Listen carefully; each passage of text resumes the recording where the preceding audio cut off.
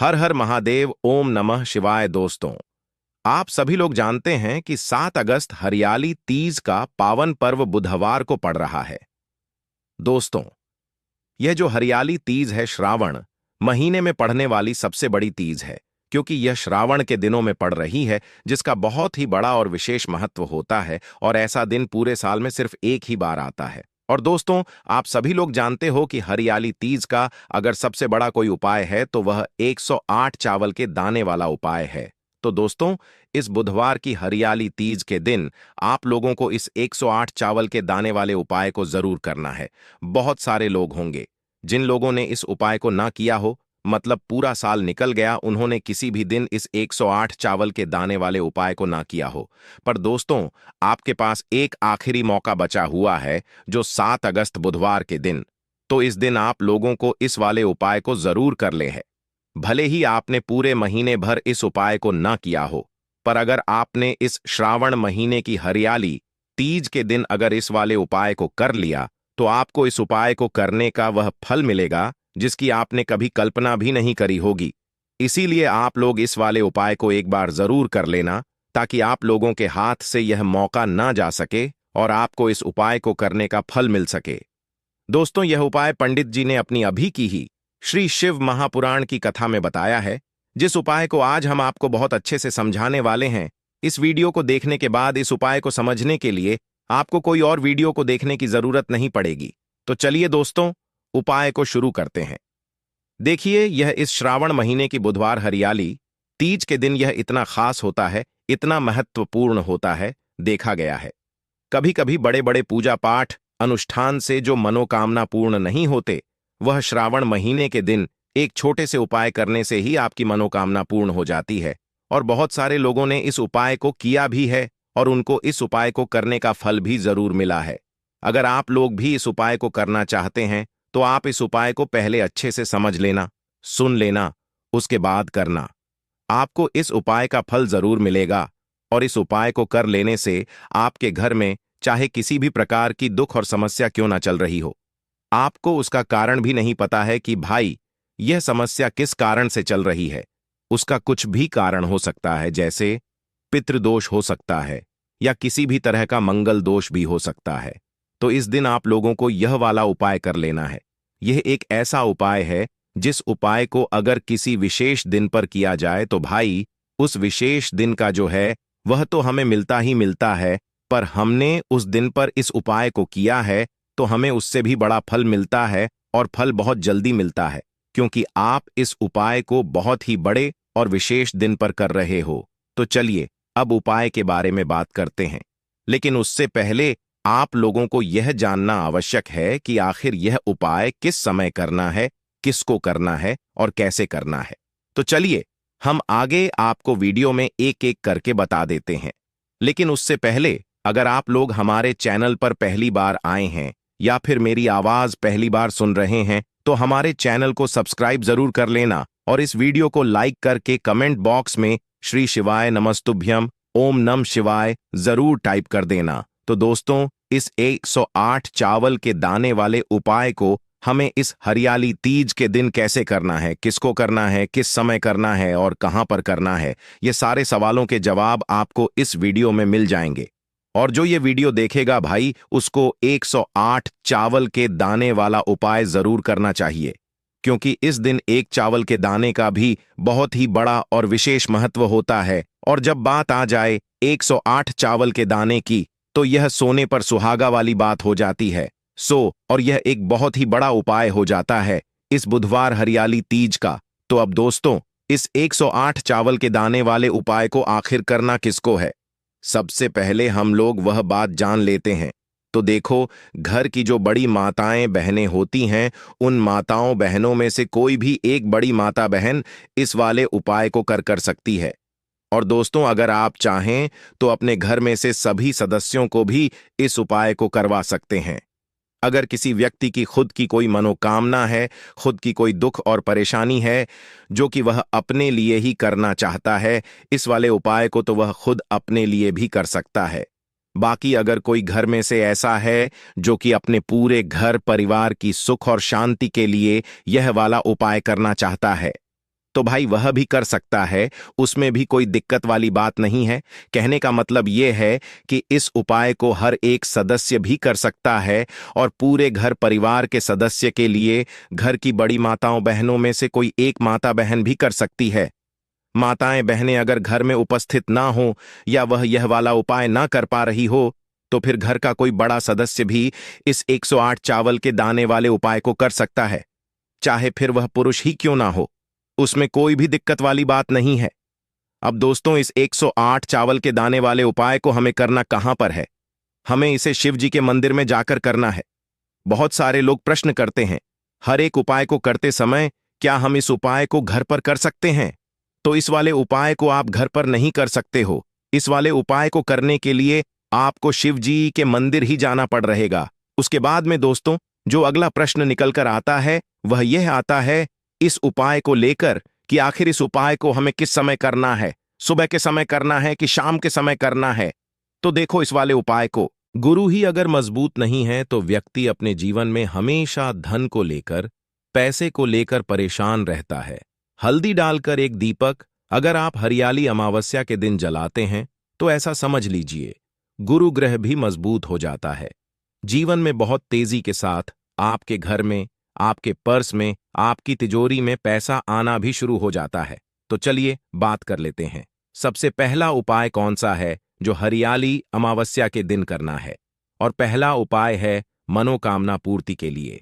अब कोई भी ऐसी आपकी इच्छा है जो बहुत लंबे टाइम से अधूरी है, पूरी होती ही नहीं है, तो सावन महीने की हरियाली अमावस्या के दिन यह पहला उपाय कर लेना तो मनोकामना पूर्ति का उपाय है और बेलपत्र से जुड़ा हुआ यह उपाय है। देखिए, भगवान भोलेनाथ को अगर जल्दी से जल्दी प्रसन्न करना है, कोई भी इच्छा है, मनोकामना पूरी करनी है, तो उसके लिए आपको हमेशा हरियाली अमावस्या के दिन बेलपत्र से जुड़े उपाय करने चाहिए। ठीक है ना? तो करना क्या है आपको, देखिए, सबसे पहले तो आपको 5 बेलपत्र लेने हैं। अब ध्यान रहे कि शाम के समय भूलकर भी बेलपत्र आपको नहीं तोड़ने हैं। 5 बेलपत्र लेंगे और पांचों बेलपत्र जो हैं वह आपको भोलेनाथ की प्रतिमा के सामने हरियाली अमावस्या के दिन रखने और साथ ही साथ एक देसी घी का दीपक आपको जलाना है। महादेव जी के सामने उनसे प्रार्थना करनी है कि हे भोलेनाथ, मेरी यह विनती है, मेरी यह मनोकामना है, मेरी यह प्रार्थना है, बहुत समय से अटकी है, अधूरी है, इसे आप पूरा कर दीजिए, है ना? इसके बाद ओम नमः शिवाय इस मंत्र का 11 बार जाप कर लेना, नंदी महाराज का ध्यान कर लेना और यह उपाय करने के बाद अपनी मनोकामना जब आप भगवान भोलेनाथ से कहते हैं तो कोई भी ऐसी इच्छा, कोई भी विश आपकी नहीं है जो अधूरी रहे। भगवान भोलेनाथ आपकी बड़ी से बड़ी मनोकामना को भी बहुत जल्दी पूरा कर देते हैं, क्योंकि बेलपत्र जैसे ही आप भगवान भोलेनाथ को अर्पित करेंगे, भगवान भोलेनाथ आपके बिना कहे सब कुछ आपको आपके जीवन में देते हैं। जो आप उनसे मांग लेते हैं, आपकी हर मनोकामना को वह पूरा कर देते हैं, क्योंकि बेलपत्र भगवान भोलेनाथ को सबसे ज्यादा प्रिय हैं। बेलपत्र का महत्व आप ऐसे समझ सकते हैं कि बिना बेलपत्र के भगवान भोलेनाथ कोई भोग भी ग्रहण नहीं करते हैं और उनकी पूजा भी बेलपत्र के बिना अधूरी मानी जाती है। तो भोलेनाथ को प्रसन्न करके आप अपनी मनोकामना को जरूर पूरा करें और मासिक शिवरात्रि के दिन यह छोटा सा उपाय जरूर करें। चलिए अब बात कर लेते हैं हल्दी डालकर। एक दीपक आपको अपने घर में किस जगह पर जलाना है और कैसे यह हल्दी वाला दीपक आपको रातों रात महाधनी महाकरोड़पति बना देगा और जीवन से हमेशा के लिए गरीबी और निर्धनता को दूर कर देगा। अब देखिए, आपकी रसोई घर में रखा हुआ, जो किचन में रखा हुआ जो मसाला है, जिसे हम हल्दी बोलते हैं, हल्दी कोई साधारण वस्तु नहीं होती है। हल्दी जुड़ी हुई है भगवान भोलेनाथ से और हल्दी आपके गुरु ग्रह को बहुत ही मजबूत कर देती है ना? अब हल्दी का उपाय आप ऐसे समझ सकते हैं, हल्दी का महत्व ऐसे समझ सकते हैं कि जब भी हम कोई शुभ काम करते हैं, कोई शादी है, विवाह है, कोई भी काम करते हैं, गृह प्रवेश करते हैं, उसमें हम हल्दी जरूर लेते हैं, क्योंकि हल्दी जो होती है ये बहुत ही शुभ होती है। हल्दी जो है अपने आसपास हमेशा सकारात्मक ऊर्जा को बनाए रखती है। हल्दी के आसपास दूर दूर तक नेगेटिव एनर्जी, नकारात्मक ऊर्जा, नजर दोष जैसी चीजें बिल्कुल नहीं ठहरती हैं, है ना? तो हल्दी वाला दीपक जो है यह भगवान भोलेनाथ को भी बहुत जल्दी प्रसन्न कर देती है। क्योंकि शिव की पूजा में हल्दी वाला दीप का उपयोग हम करते ही करते हैं। अब हल्दी वाला दीपक कहाँ जलाना है, अपने घर पर अब बात कर लेते हैं इसकी। और इस दीपक को जलाते ही आप अपने जीवन में खुद चमत्कार देखेंगे और खुद आप देखेंगे कि कैसे आपके जीवन में रातों रात धन आना शुरू हो जाएगा। तो करना क्या है, पीसी हुई एक छुटकी हल्दी लेनी है, ठीक है ना। एक छुटकी हल्दी पीसी हुई लेंगे। अगर हल्दी आपके पास खड़ी साबुत हल्दी है तो आप पीस कर भी उसे उसका पाउडर बना सकते हैं। एक छुटकी पिसी हुई हल्दी, एक देसी घी का दीपक तैयार करेंगे। गोल बाती इसके अंदर लगानी है और इसी दीपक के अंदर एक छुटकी हल्दी डालनी है। मंत्र बोल हुए, मंत्र कौन सा रहेगा? ओम नमः शिवाय। भगवान भोलेनाथ सबसे शक्तिशाली मंत्र फिर से आपको बता रहे हैं। ओम नमः शिवाय इस मंत्र का जाप करते हुए आपको वह छुटकी भर हल्दी उस दीपक के अंदर डाल देनी है। 2 बार इस मंत्र का जाप करेंगे। बस अब आपको क्या करना है कि यह जो हल्दी का दीपक आपने तैयार करा है, यह दीपक आपको कहाँ जलाना है? 2 जगह पर इस दीपक को आप जला सकते हैं।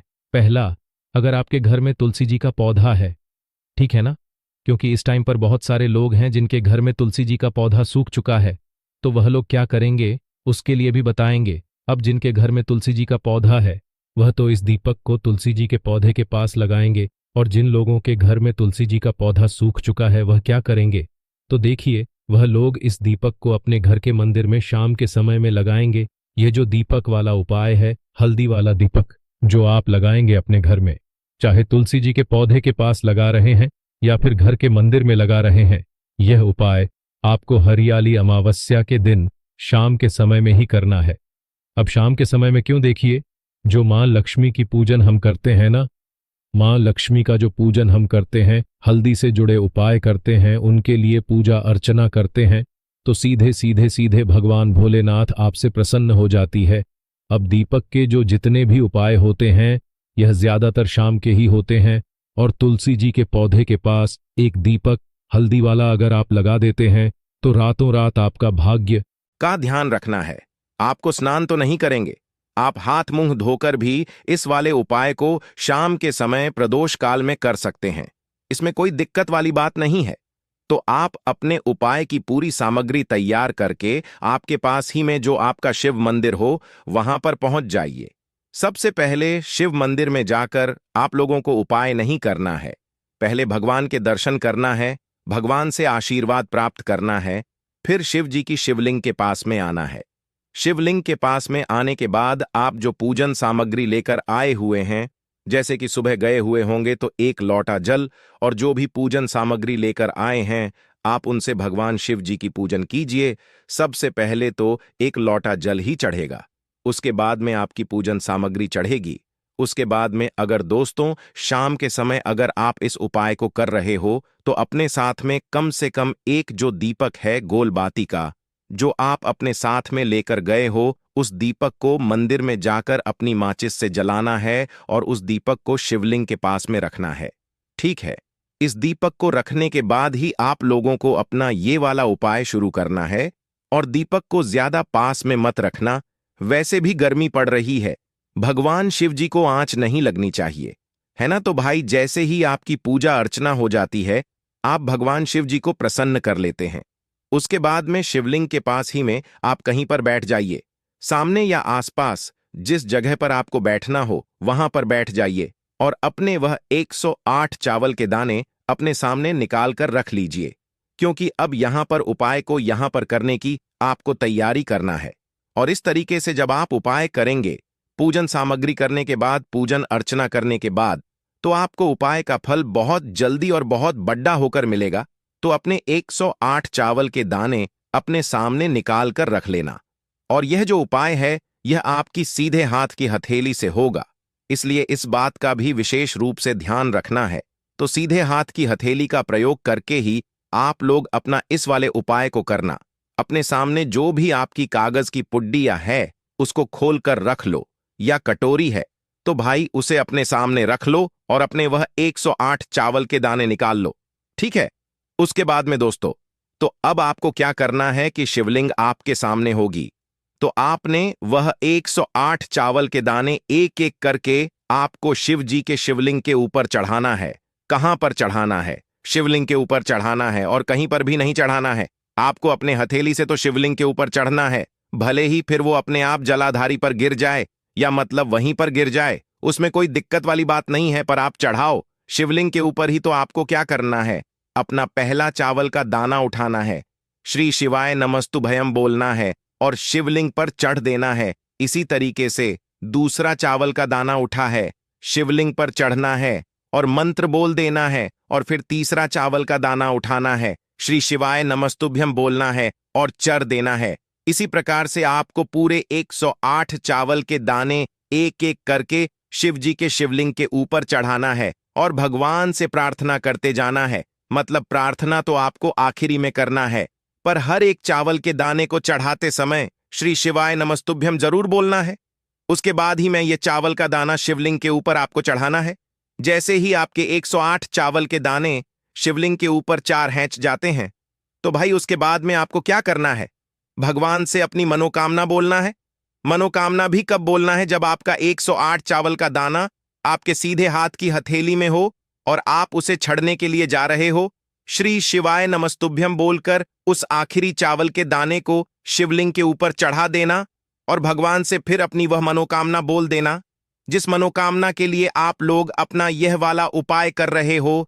जिस भी दुख और परेशानी के लिए आप लोग अपना यह वाला उपाय कर रहे हो, उसके बाद में जैसे ही आप अपनी मनोकामना बोल देते हो, आपका यह वाला उपाय पूरा हो जाता है। पर दोस्तों, उपाय को करने के बाद आप लोगों को 2 मिनट भगवान शिव जी के मंत्र का जाप जरूर करना है, और मंत्र का जाप करने के बाद भगवान से एक और बार प्रार्थना करना है अपनी मनोकामना के लिए या अपनी जो भी दुख और परेशानी है उसके लिए। इसके बाद में आप लोग भगवान को देखकर भगवान से प्रार्थना करके उनसे आशीर्वाद लेकर वहां से उठ सकते हैं और अपने घर पर जा सकते हैं। बस दोस्तों, यहां पर यह वाला उपाय पूरा हो जाता है। इस तरीके से जो भी व्यक्ति छोटी छोटी चीजों का ध्यान रखते हुए इस 108 चावल के दाने वाले उपाय को करेगा, निश्चित सी बात है उसे उसकी मनोकामना जल्द ही पूर्ण होगी और जो भी दुख और परेशानी है वह भी बहुत ही जल्दी दूर होंगे। और दोस्तों, अगर आपको हमारी यह वीडियो पसंद आई हो तो हमारे इस वीडियो को लाइक, शेयर और चैनल को सब्सक्राइब जरूर करें।